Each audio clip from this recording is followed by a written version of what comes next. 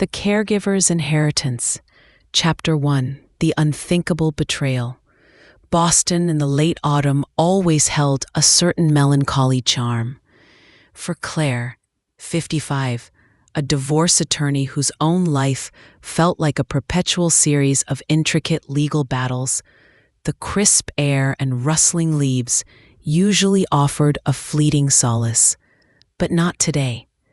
Today, the biting wind echoed the chill in her bones, the stark emptiness in her heart.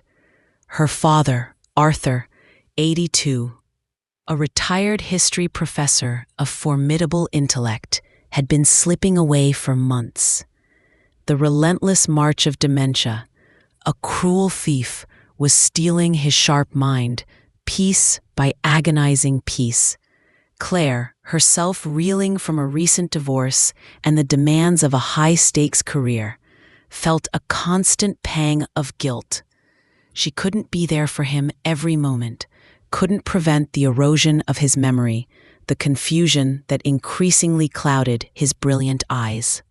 After weeks of agonizing searches and interviews, she had found her, Lydia, 40 years old, with a calm demeanor, a worn smile, and impeccable references.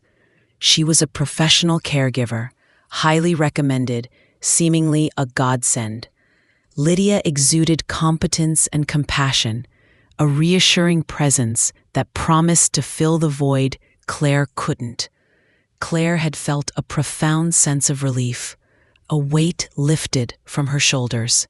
Knowing her father would be well cared for in the familiar comfort of his elegant Boston brownstone. For a month, Lydia seemed perfect. Claire's calls to her father were often answered by Lydia, who would cheerfully report on Arthur's good days, his lucid moments, his gentle decline. Arthur himself, when Claire visited, seemed content, though his memory was a shifting landscape. Claire trusted Lydia implicitly. Then came the call, 2 weeks ago, from Lydia. Arthur had passed away peacefully in his sleep. A quiet, gentle end to a life well lived, Lydia assured her, a hand of sympathy in her voice. Claire grieved, but with a strange sense of quiet acceptance. He was free from the confusion, reunited with her late mother. Today was the reading of the will. In the hushed, wood-paneled office of Arthur's longtime attorney, Mr. Stevenson, Claire sat alone, a solitary figure in a room filled with legal gravitas. She braced herself for the formalities, a quiet acknowledgement of her inheritance, the brownstone, the investments, the cherished antiques, the legacy of a life well lived, intended for his only child. Mr. Stevenson, a man of quiet integrity, with a kind, somber face, cleared his throat. As you know, Claire, your father, Arthur Hayes, made some amendments to his will recently. Claire nodded, vaguely recalling a conversation about a small adjustment, perhaps a donation to his beloved university. Indeed, Mr. Stevenson continued, his voice softer than usual. On October 17th, 2 weeks before his passing, Professor Hayes executed a new will. It revokes all previous wills and codicils. Claire felt a prickle of unease. A new will? She hadn't been informed of a new will, only an amendment. Mr. Stevenson adjusted his glasses, his gaze avoiding hers. In this new will, Professor Hayes bequeaths the entirety of his estate, the brownstone, all financial assets and personal property, to Lydia Vance, his caregiver. The words hung in the air, heavy, suffocating. Claire's mind reeled. Lydia Vance? Her father's caregiver? The woman he had known for barely a month? I'm sorry, Mr. Stevenson, Claire managed, her voice thin, reedy. Could you repeat that? He did. The words were identical, devastatingly clear. Lydia Vance, everything. And for Claire? Professor Hayes leaves to his daughter, Claire Hayes. the sum of $10,000 and his collection of first edition Shakespeare.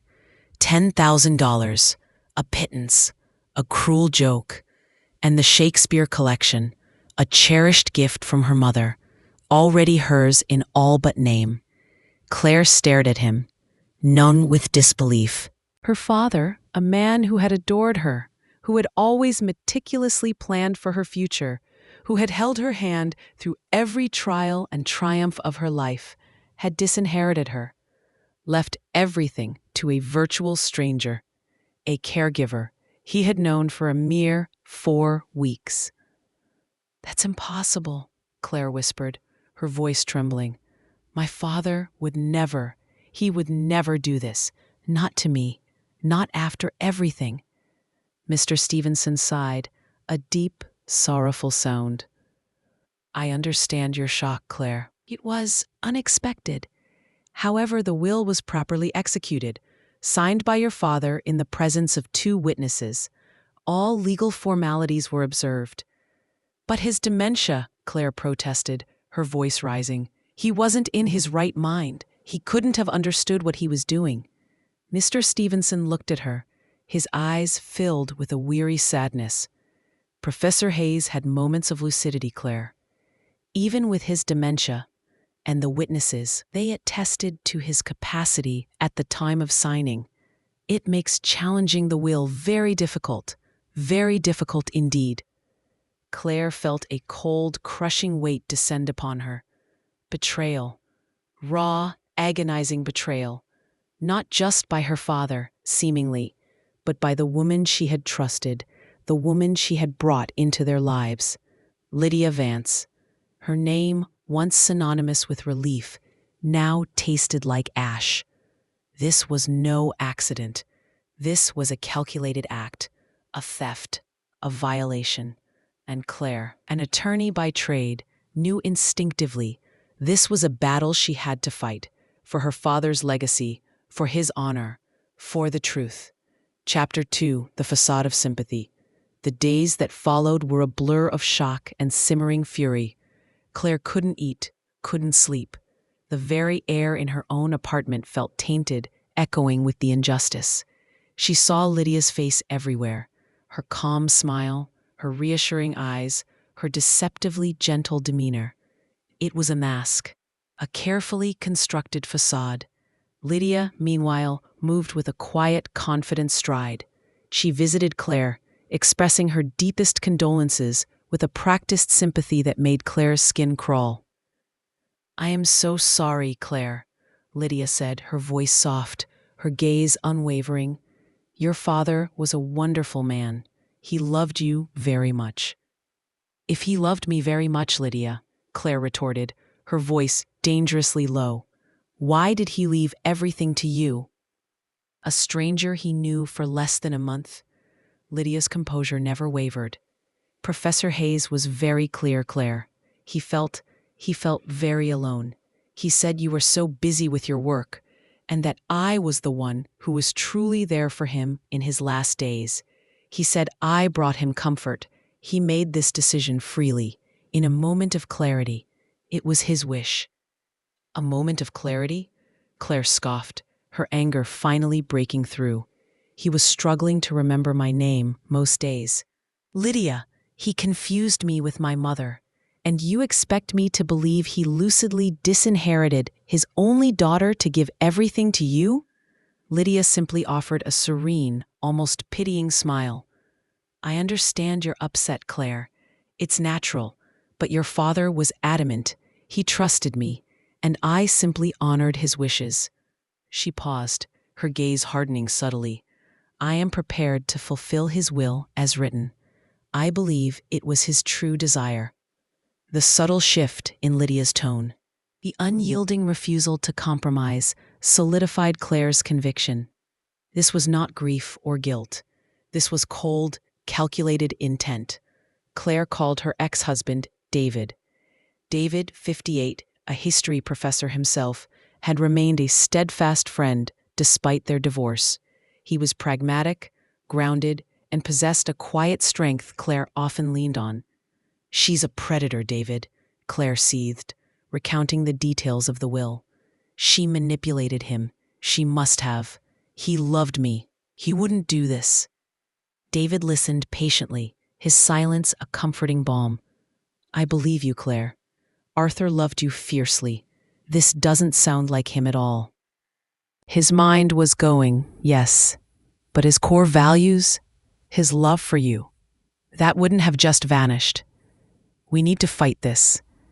Mr. Stevenson says it's nearly impossible to challenge a properly executed will, Claire explained, the frustration evident in her voice, especially with witnesses who attested to his capacity. Then we find out about the witnesses, David countered, his voice firm. And we find out about Lydia. There has to be a pattern. People like this, they usually don't stop at one victim. Their first step was Arthur's doctor, Dr. Bennett. Dr. Bennett, a kind and thorough physician, had been Arthur's doctor for years. He confirmed Arthur's rapidly progressing dementia, the fluctuating nature of his cognitive decline. Professor Hayes certainly had significant cognitive impairment, Claire, Dr. Bennett explained, his voice gentle. He had good days, and he had very confused days. It's difficult to say with absolute certainty that he was fully capacitated at any given moment. But legally, a moment of lucidity can be enough for a will to be considered valid if witnessed correctly. He provided Claire with Arthur's medical records, detailing the progression of his dementia, his increasing confusion, his moments of paranoia, and his growing dependence on Lydia in his final weeks. While it wasn't a definitive declaration of incapacity at the moment of signing, it provided a starting point. It painted a picture of extreme vulnerability. Armed with Dr. Bennett's cautious but helpful assessment, Claire knew she needed more than legal theory. She needed facts. She needed dirt. She needed someone who could dig where lawyers couldn't. She needed a private investigator. She found Mary Jones, a woman in her late 40s with shrewd, intelligent eyes and a no-nonsense demeanor. Mary had a reputation for tenacity and an uncanny ability to unearth hidden truths. Ms. Hayes, Mary said, her voice gravelly but direct. I've seen this before. It's a classic play. The vulnerable elder, the charming caregiver, the sudden, inexplicable change to the will. It's disgusting, and it's almost always about undue influence. It's hard to prove, but not impossible. Tell me everything. Claire poured out her story. The shock, the betrayal, the chilling calm of Lydia. Mary listened, taking copious notes, her eyes never leaving Claire's face. When Claire finished, Mary leaned back, a thoughtful expression on her face. We start with Lydia Vance, Mary said, her voice firm. Every aspect of her life, her past employment, her financial history, her personal connections. People who pull stunts like this, they usually have a history. And the witnesses, they're usually the weak link. Let's see what we can find. Claire felt a flicker of hope, a spark of defiance. This was her father's legacy, his honor, and she would fight for it with every fiber of her being. Chapter 3. The Shadow of a Past Alias. Mary Jones was a whirlwind of quiet, methodical action. Days turned into weeks, marked by Claire's anxious calls and Mary's terse, yet reassuring updates. We're digging, she'd say. Something's there. The first breakthrough came a week later. Mary called Claire. Miss Hayes, I found something, and it's very interesting. What is it, Mary? Claire asked, her heart pounding. Lydia Vance, Mary explained, her voice low. She has a past, and a different name. Or should I say, had a different name, Lydia Thorne. About 5 years ago, she was involved in a very similar situation in Florida. Caregiver to an elderly, wealthy gentleman named Mr. Silas Albright. He, too, suddenly amended his will, leaving her a substantial portion of his estate. But his family contested it, successfully. Claire felt a surge of adrenaline. Successfully? So it can be done? Yes, Mary continued. But here's the kicker. The case was settled out of court. And then, Miss Thorne, she supposedly died. In a car accident, in a remote area. Body recovered, but heavily disfigured. Police report concluded it was an accident. But the family, suspicious, pushed for more. They never quite believed it. And now, here she is, in Boston, with a new name. Lydia Vance. Same M.O. Same charming manipulation. Claire gasped. She faked her own death? It looks like it, Mary confirmed, her voice grim. A very clever, very calculated move to escape lingering suspicion and legal fallout. It explains why she has no apparent history in Boston. She literally erased her past. But I'm piecing it back together. The old police report, the dental records. The accident might have been a convenient way to disappear and resurface elsewhere. This revelation sent a chill down Claire's spine. Lydia was not just a manipulator. She was a ghost, a phantom expertly weaving herself into vulnerable lives. This was far more sinister than she had imagined. Mary also unearthed subtle but disturbing patterns in Lydia's interactions with Arthur. Claire had trusted Lydia's cheerful reports about Arthur's condition, accepting that his growing confusion was simply the relentless march of dementia. But now, with Mary's findings, Claire began to recall fragmented memories, conversations that now took on a sinister new meaning. She consistently isolated him, Miss Hayes, Mary reported. I've been speaking to some of Arthur's old friends. They tried to visit, especially in his last weeks. Lydia would always have an excuse. He's sleeping. He's having a bad day. He's not up for visitors. Some of them even reported feeling like she was subtly discouraging their calls, said he often seemed unavailable. Claire remembered her own phone calls. He told me once that I didn't visit him anymore, that I was too busy, Claire said, a sudden realization washing over her. I thought it was just his dementia, his confusion. He'd say, "You don't come to see me, Claire. Lydia is always here." And I would reassure him, tell him I loved him, that I was busy with work but always thinking of him. I just thought he forgot my visits. That's classic manipulation, Mary confirmed. She didn't need to completely cut you off, just plant seeds of doubt, exploit his dementia, make him feel abandoned by you and utterly dependent on her. She makes herself the only constant, the only true caregiver. The only one who truly cares. The insidious nature of Lydia's manipulation twisted Claire's gut. She had trusted her, had let her into her father's life, into his very home. The guilt was suffocating.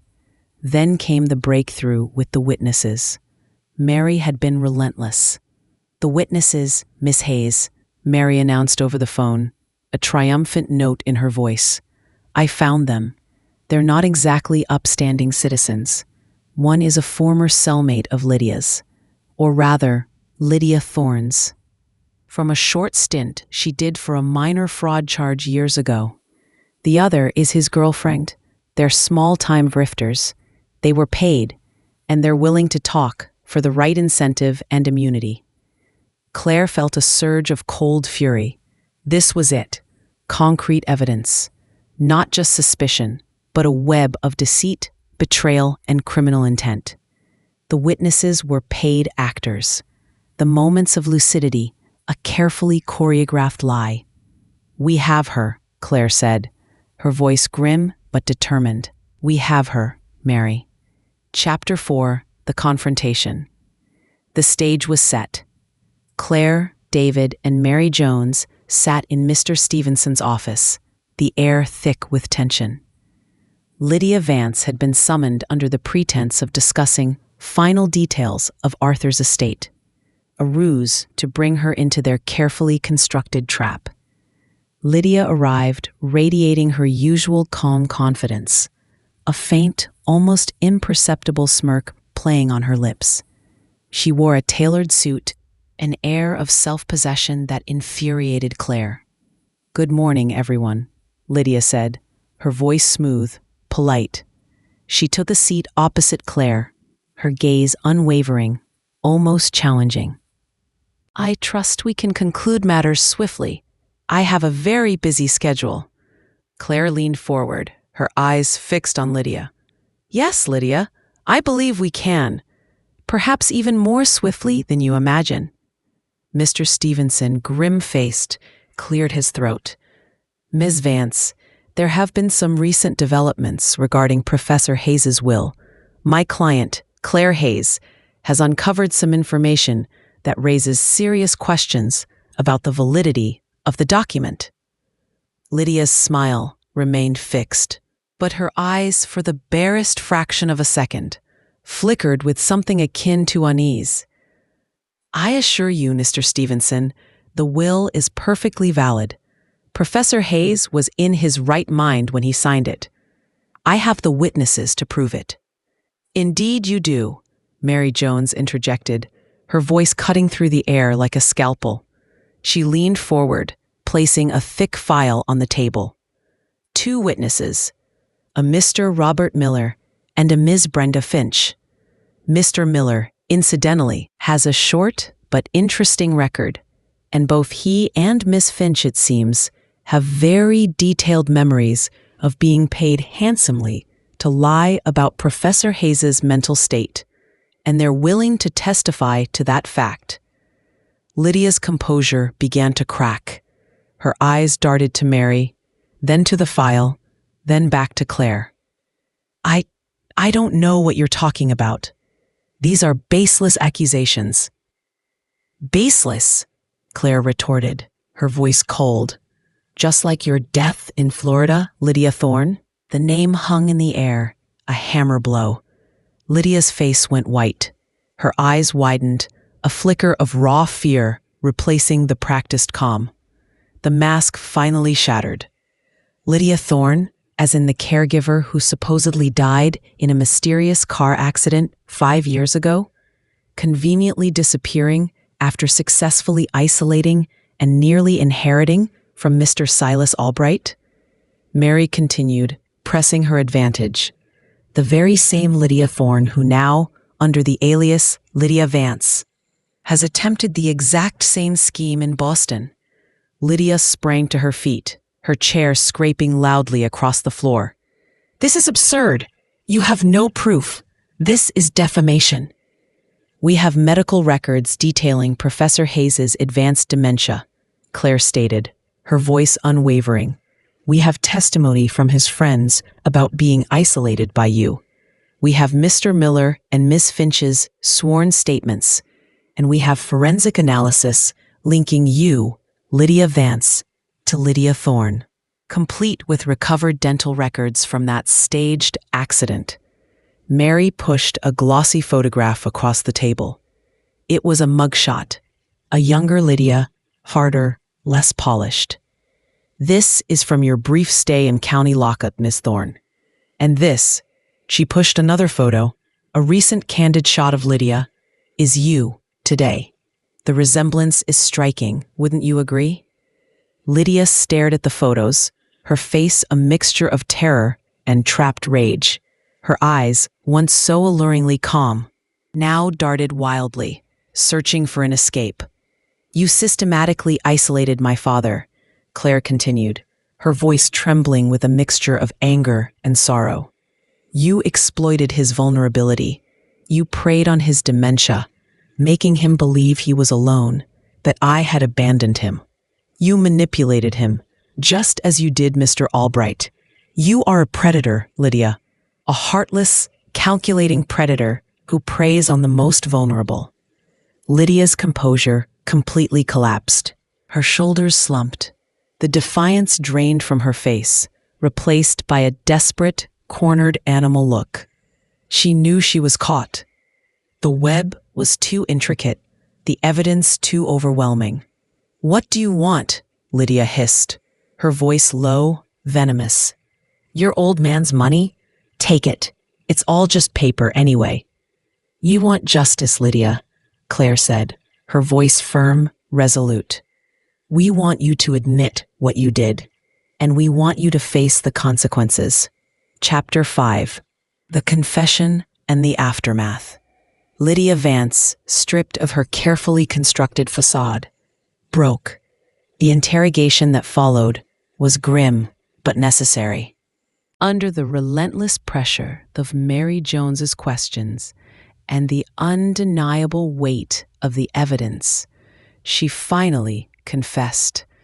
She revealed her methodical approach, identifying wealthy, elderly individuals with cognitive decline, infiltrating their lives as a compassionate caregiver, systematically isolating them from family and friends, fostering a sense of dependency and loneliness, subtly poisoning their minds against their loved ones. She confirmed she had carefully chosen moments of clarity to manipulate Arthur into signing the new will, leveraging his confusion and fear. The witnesses, Robert Miller and Brenda Finch, were indeed her paid accomplices, instructed to lie about Arthur's mental state during the signing. She confirmed her prior identity as Lydia Thorne and the staged car accident in Florida, a desperate measure to escape legal repercussions after the Albright family successfully contested her previous attempt at inheritance. She admitted to being a sociopath, devoid of true empathy, viewing her victims as mere means to an end. It was chilling. Her confession was a cold, clinical account of a predator at work. Armed with Lydia's confession and Mary Jones's meticulously gathered evidence, the path to justice was clear. The will was swiftly challenged in court. The judge, presented with the overwhelming proof of undue influence and Arthur's incapacity at the time of signing, declared the new will invalid. Arthur's original will, leaving everything to Claire, was reinstated. The brownstone, the investments, the family antiques, all were rightfully returned to Claire. The legal battle was over, but the emotional scars remained. Claire felt a profound sense of relief, but also a deep, aching bitterness. She had saved her father's legacy, protected his honor, and ensured that his true wishes were upheld. But the cost was immense. She had seen the raw vulnerability of old age, the terrifying ease with which a cunning individual could exploit it, and she carried a heavy burden of guilt. The agonizing question of whether she could have done more, seen through Lydia's facade earlier. David, her ex-husband, was her rock. He sat with her through the long nights, listening, offering comfort, reminding her that Lydia was a professional predator, that no one could have anticipated such depths of depravity. His unwavering support was a balm to her wounded spirit. Claire recognized the irony. Her career as a lawyer was built on protecting her clients from injustice. Yet her own father, the very man she adored, had fallen victim to it. She vowed that no one else would suffer the same fate. In the aftermath, Claire made a decision. She would use a significant portion of her father's inheritance, not for personal gain, but for a greater purpose. She would establish a foundation, an organization dedicated to protecting the elderly from financial exploitation and undue influence. She would call it the Arthur Hayes Foundation for Elder Protection. The old brownstone, her father's beloved home, would become the foundation's headquarters. Its stately rooms, once filled with the ghosts of past betrayals, would now be a beacon of hope and protection for others. Chapter 6: A New Legacy. Months turned into a year. The Arthur Hayes Foundation for Elder Protection took shape, a testament to Claire's unwavering resolve and her father's enduring spirit. Claire poured her energy into it, drawing on her legal expertise and her painful personal experience. David, now a board member, lent his wisdom and unwavering support. Mary Jones, the tenacious private detective, became a consultant, lending her investigative skills to cases of suspected elder abuse. The brownstone, once a symbol of betrayal, was transformed. Its grand rooms, once filled with the quiet dread of Arthur's decline and Lydia's insidious presence, now bustled with activity. Legal aid clinics, support groups for families, educational workshops for caregivers, all operated within its walls, dedicated to safeguarding the vulnerable. Claire often walked through the house, touching the polished banister, gazing at the antique grandfather clock that had stood in the hall for decades. She would pause in Arthur's study, looking at his worn leather armchair, his shelves of beloved history books. The phantom of Lydia's betrayal still lingered, a faint echo, but it was now overshadowed by the vibrant energy of the foundation, the purposeful hum of activity dedicated to justice. One quiet afternoon, Claire stood in the study, looking at a framed photograph of her father, a younger Arthur, beaming, holding her as a child, his eyes clear and sharp, full of love. She thought of his last days, his moments of confusion, his desperate longing for connection that Lydia had so cruelly exploited. "I'm sorry, Dad," she whispered, tears welling in her eyes. "I'm sorry I didn't see it sooner. I'm sorry you were so vulnerable." But then a different thought took hold. It wasn't about blame. It was about understanding. Arthur, in his declining state, had been a victim of a professional, ruthless predator. Claire had fought, not just for money, but for his dignity, for the truth of his love for her. She had won. The foundation was his true legacy, a legacy not of wealth, but of compassion, of protection. His home, his name, his memory, now served a purpose far greater than personal inheritance. It was a bulwark against the very darkness that had tried to consume him. The feeling of betrayal, once so sharp, had mellowed. It was replaced by a profound sense of purpose. She had saved his honor, and in doing so, she had found her own renewed sense of meaning. Her relationship with David, strengthened by shared adversity, had deepened into a bond of profound respect and enduring affection. They were no longer married, but they were family in the truest sense, united by love and shared purpose. Claire looked at the photograph again, a gentle smile gracing her lips. Her father, the brilliant professor, the loving parent, had been vulnerable, yes, but his true will, his true love for her, had ultimately triumphed. The caregiver's inheritance, meant to be a cruel act of theft, had instead become a catalyst for profound good. The house, once a scene of betrayal, now stood as a fortress of protection, a testament to the enduring power of family, vigilance, and the unwavering fight for justice for the most vulnerable among us.